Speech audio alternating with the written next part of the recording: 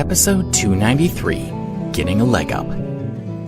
The fight was about to begin. Everyone in the room understood that Damon had the advantage. He had received the most bets by far, and his entrance had made all of them afraid of his strength and skill. The referee stepped forward and raised his hands to get the crowd's attention. Now we come to what we've all been waiting for. Here are the rules. The two sides have each picked a champion to represent them, and their contest decides who rules the city of Baltimore. There is no time limit and there are no points. The only way to end the fight is through surrender or death. Ladies and gentlemen, he continued, get ready. Tonight's contest starts. He paused, drawing out the suspense before finally crying, now! The referee stepped back and went out of the ring. The audience roared, and Alex and Damon stood looking at each other. You could just give up now, Damon said and looked at Alex with disdain. Just kneel and admit defeat and you won't get hurt. Damon lived for fighting, but he took no pleasure in fighting Alex. When he looked at him, he saw a rookie and a weakling. The mere thought of fighting him was insulting. I'd say the same to you, Alex responded. You could just stop boasting and back out. Have you ever heard the expression, the bigger you are, the harder you fall?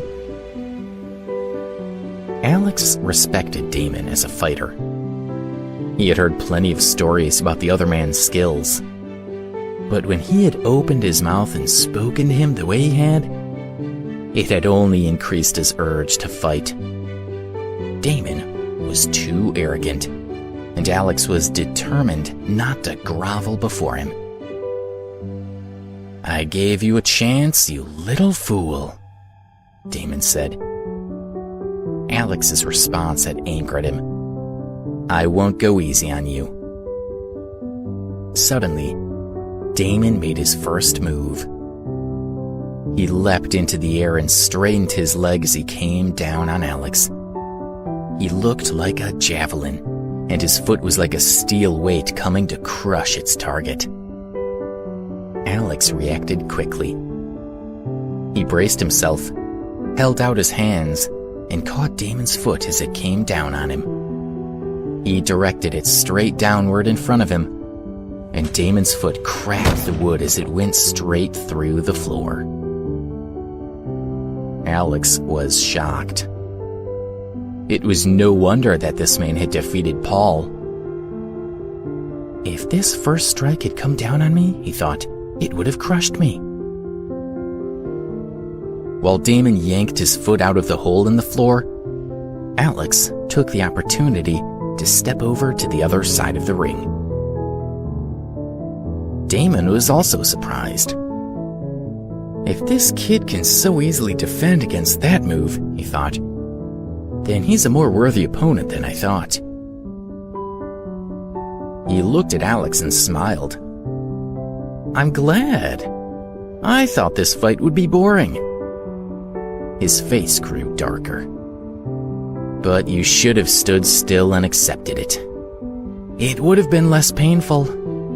Instead, you decided to try to fight me. You're going to regret that. He threw himself at Alex once again. As he came flying through the air, his legs moved in a frenzied pattern. Alex thought it would be impossible to defend himself against his attack. So he chose not to do so. He decided to go on the offense. He leapt forward and met Damon in the air. As he passed over Damon, Alex parried his kicks and tried to jam his heel into his chest. But they were evenly matched. They passed safely each other and landed on opposite sides of the ring. Damon was growing more and more perplexed. He still thought of Alex as a child. But now this child had parried 2 of his attacks. It was unacceptable. "Take this!" he shouted as he struck at Alex with his left leg. Alex caught the leg with both hands and twisted to redirect the force of its momentum. Then he used his body weight to force Damon to swing much wider than he had anticipated, and it caused him to lose his balance. He fell to the floor. Art became nervous. The fight was not going as he thought it would. He gripped the edges of his armrests tightly and stared nervously at the combatants. Damon stood up. "You little twerp," he shouted. "You've just made me angry. Now I'm going to destroy you." He was deeply embarrassed.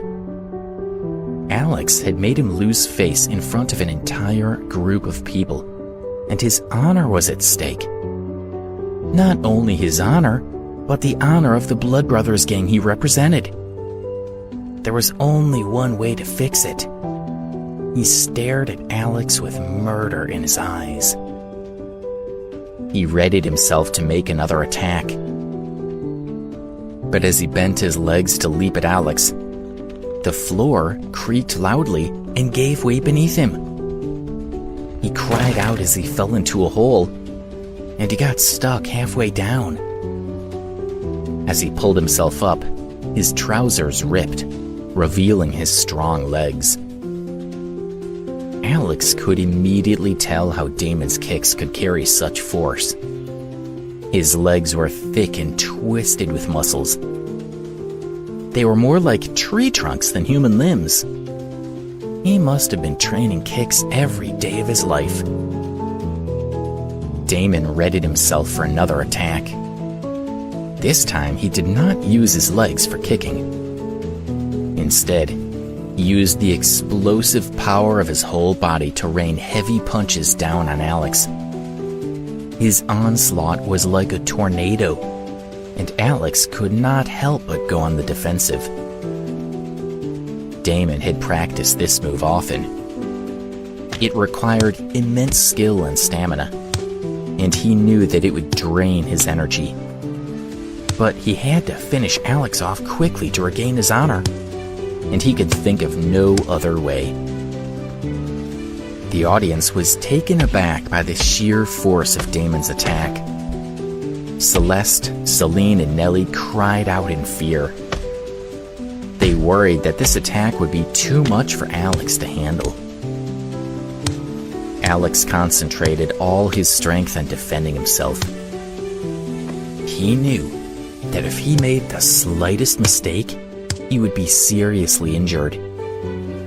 When he was given a slim respite from Damon's barrage, he focused all his power on his legs and pushed himself off the ground. Damon matched his move.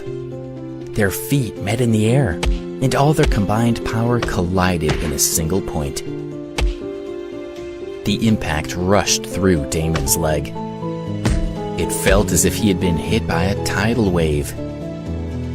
He let out a blood-curdling scream and fell to the floor. His leg had been broken in several places. Alex landed neatly on the floor beside him. He was not hurt at all. He could hardly believe it. It felt as if my leg was being torn apart, he thought. But I think my internal force protected me. It's all thanks to Georgina and Zora's power. The audience was stunned. They stared in disbelief at what had happened, and then they broke out in an uproar over the unbelievable result. Art's face was gloomy and terrible. His neck was throbbing, and his heart was in his throat. "Get back up and destroy him!" Chris shouted at Damon in desperation. He refused to believe what he was seeing. They could not afford to lose this fight. Julian joined in. "Get up!" he cried anxiously. You pathetic scum. We've bet the future of our families on you. There's no point, Celeste told him. His leg bone is broken. It's over. I told you he was no match for Mr. Alex. It was stupid of him to try. Damon thrashed around on the floor in the ring. He held onto his legs and groaned painfully. Alex walked up to him and watched him. He almost felt bad for him. Do you surrender? Alex asked. He hadn't forgotten the rules of the fight. It wouldn't end until one of them conceded or was killed. And he wanted to spare Damon's life. Surrender? Damon asked and looked up at Alex. He tried to smile, but the pain was too much for him. He muttered through the pain. Should I surrender to someone like you? You're nothing. You don't even understand what you've done. I could never surrender to you. He forced himself to laugh, but it quickly turned into agonizing spasms. When they stopped, he started muttering to himself. I'm nothing. Defeated by nobody. My leg's been destroyed. I'll never fight again. But fighting is my life. I can't live without it. He looked Alex in the eye, and Alex was struck with the terrible realization that he knew what was about to happen. Before he could react, Damon rested his head against one of the protruding floorboards. The look in his eye was a curious mix of emptiness and determination. He took a deep breath. Then he raised his arm and struck himself as hard as he could on the side of the head. Blood ran down from his neck and from his nostrils, and his body turned limp. His legs twitched slightly, and then he stopped moving.